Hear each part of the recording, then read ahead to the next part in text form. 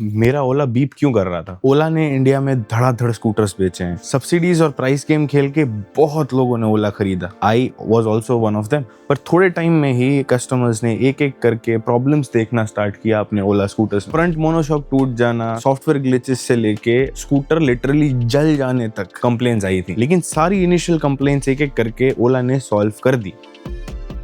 Right? Wrong. There are a lot of problems still present in the Ola ecosystem. This is my love-hate relationship with Ola Electric. एक major amazing चीज है जो number plate है ओला की, उससे ऊपर तक के पानी में से मैंने अब पर्सनली अपना ओला इलेक्ट्रिक निकाला हुआ है during the time of flash flooding. And I will tell you something, it does not break, it does not stop. जहां ICE internal combustion engine scooters बंद हो जाते हैं, व्हीकल्स इन जनरल नहीं निकल पाते हैं, वहां से ओला इलेक्ट्रिक मक्खन की तरह निकलता है। Another thing that I love about Ola is the fun factor. This particular electric scooter is super fun to drive. Sports mode में डालते ही this just goes, it runs away and it is so much easy and so fun to drive. मुझे शायद 600-650 CC की bikes भी इतना fun नहीं देती जितना ये पर्टिकुलर इलेक्ट्रिक व्हीकल देता है, especially in the cities. It is so easy to drive. I love how easy to maneuver this is. Another point is regen braking. Regen braking ने literally habit change कर दिया है मेरा braking का.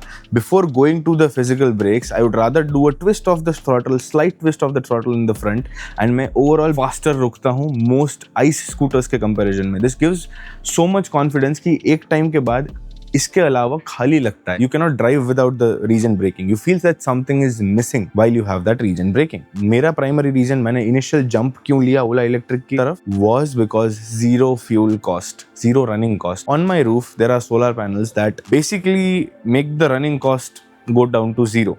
I charge every day. It is not great for the batteries, but I do because I run out of charge. I charge every day and मैंने fuel cost में ₹1 खर्च नहीं किया है, which makes the whole calculation a little more easier and favored towards electrics. But fuel के अलावा भी बहुत खर्चे हैं, and this brings us to what I hate about my Ola. पहला खर्चा आया when side mirror broke down. मेरा left side का mirror टूट गया because as you can see stand के ऊपर ओला बहुत ज्यादा डिक्लाइन होता है, meaning it literally स्लीप्स on another scooter. आप अगर साइड स्टैंड पे लगाओगे तो वो साइड स्टैंड इतना डिक्लाइंड होगा कि पास वाले स्कूटर पे आपका ओला लेट चुका होगा. एंड व्हेन बाजू वाला बंदा खींच के जब अपना स्कूटर बाहर निकालेगा, वो आपका मिरर साथ में लेता हुआ आएगा, because your mirror is literally on that scooters handle, which Come on, Ola, what are you doing? Plus the lack of double stand ना होने के चक्कर में पंचर बनवाना डिफिकल्ट है. And coming back to punctures, जो टायर दिया था इन्होंने वो 8000 किलोमीटर पे मेरा बहुत बारी पंचर होना स्टार्ट हो गया.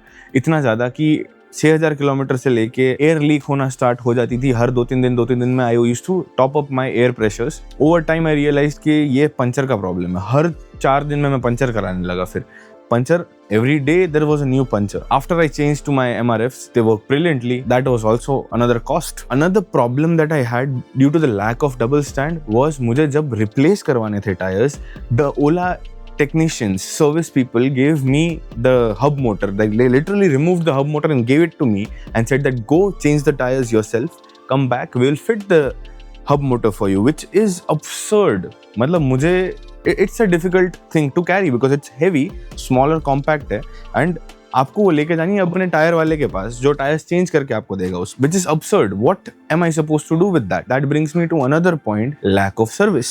सर्विस क्वालिटी में मैंने एक कंप्लेन 8 बार अभी तक रजिस्टर कराई हुई है. I have 8 complaints registered already. उस पर कोई एक्शन नहीं लिया गया. They have not called me for a service yet. And also servicing में नॉर्मल कोई भी और कंपनी जैसे iQube हो गया, चेतक हो गया, एक साल में आपको वो सर्विस के लिए बुलाते हैं. They basically check the whole thing, check your whole electric scooter because electric scooters do not need a lot of servicing particularly, but वो बुलाते हैं फिर भी to get a very thorough look into your scooter every year. कुछ खराब तो नहीं हो रहा है. आज तक मुझे ओला में से एक बार 2 साल के ओनरशिप में एक बार भी किसी ने नहीं बुलाया to get a service done. अच्छा वो तो ठीक है, चलो जिस इशू की मैं इनिशियली बात कर रहा था, जो मैंने 8 बार रजिस्टर करवाया है, that issue is the key, basically the lack of key. आपके ओला ये वाले मॉडल में particularly there is no key to turn and start the Ola. So basically आपको हर बारी पासवर्ड डालना पड़ता है। पासवर्ड टेक्स 15-20 सेकंड्स डालने के लिए, अगर आपको आदत पड़ गई तो 5-10 सेकंड में डाल देते हो आप। बट पासवर्ड डालोगे कब? 10 बारी में से 6 बारी मैं ओला स्टार्ट करूं, बटन दबाऊं कि भाई मुझे पासवर्ड पंच इन करना है, वो मुझे पासवर्ड पंच इन नहीं करने देगा, the screen goes blank. What now I have to do is I have to reboot the whole scooter. अब रीबूट जब कर रहे हो तब रीबूट 45 सेकंड से 1 मिनट लेता है। ये टाइम में you are just sitting staring at the screen looking at the Ola logo going on and on and on and on and on again which is absurd, and this is 60% of the time. 6 out of 10 times that I want to go anywhere, या कहीं मैं 5 minute के लिए भी रोका हूँ, चाय लेने के लिए भी अगर रोकी है, तो हर बारी मुझे रीस्टार्ट करना पड़ता है 6 to 8 times. अब now this ratio varies, but accurately this is 60% of the time. Absurd, right? ये मैंने 8 बार कंप्लेन रजिस्टर कराई हुई है। हर बारी मुझे बोला जाता है कि नेक्स्ट सॉफ्टवेयर अपडेट में ये फिक्स हो जाएगी। 8 times there is no fix. This is still going on, and this is still one of the worst electric experiences that you'll ever have because of this particular annoying reason. छोटी छोटी problems like proximity unlock, phone आपका पास ले जाओगे और अपने आप ओला खुल जाएगा आपका, does not work.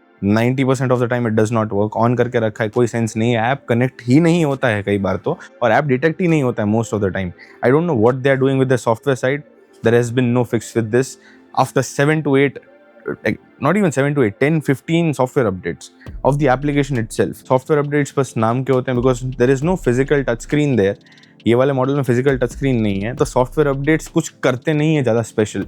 All they do is either fix a few bugs, जो आई डोंट थिंक अभी तक उन्होंने फिक्स किया है एक बार भी। आई वांट टू अंडरस्टैंड कि सॉफ्टवेयर साइड से क्या कर रही है अपने एग्जिस्टिंग प्रोडक्ट्स के लिए ओला। एंड सर्विस में वेट टाइम्स बहुत ज्यादा हैं। अगर आपने आज सर्विस बुक कराई है, आपको 4 दिन बाद की अपॉइंटमेंट मिलेगी। Recently one of my friends also has the same unit. He had to wait for 8 months for their hub unit to arrive and get replaced, which is absurd time. तो फिर मैंने स्कूटर खरीदा क्यों? Showroom में park करने के लिए. My final thoughts on this would be, I know that there is nothing in this world that is perfect. I know कि कोई भी स्कूटर परफेक्ट नहीं होता है, including this one. But जो ये प्रॉब्लम्स हैं, ओला अगर अपने कस्टमर्स की पोस्ट सेल्स सर्विस के बारे में थोड़ा और अवेयर हो जाए, थोड़ा और इन्वेस्ट करे उसमें, तो I think all of these problems can be fixed like this. आप ही बताओ कि अगर हर मोड़ पे आपको ऐसा लगे स्कूटर खरीदने के बाद कि मैंने ये स्कूटर खरीद तो लिया है, लेकिन अब Ola does not give a flying F about what I think after the sale is done, तो मैं ये स्कूटर किसी और को कैसे रेकमेंड करूं? I am Jignesh Shatpar, this is MotoDNG, and if you like the content that I put out, like करो, share करो, सब्सक्राइब करो, कमेंट सेक्शन में मुझे बताओ कि और कौन से प्रॉब्लम्स हैं जो आपने अपने ओला स्कूटर में देखे. And I will see you guys in the next one. Bye.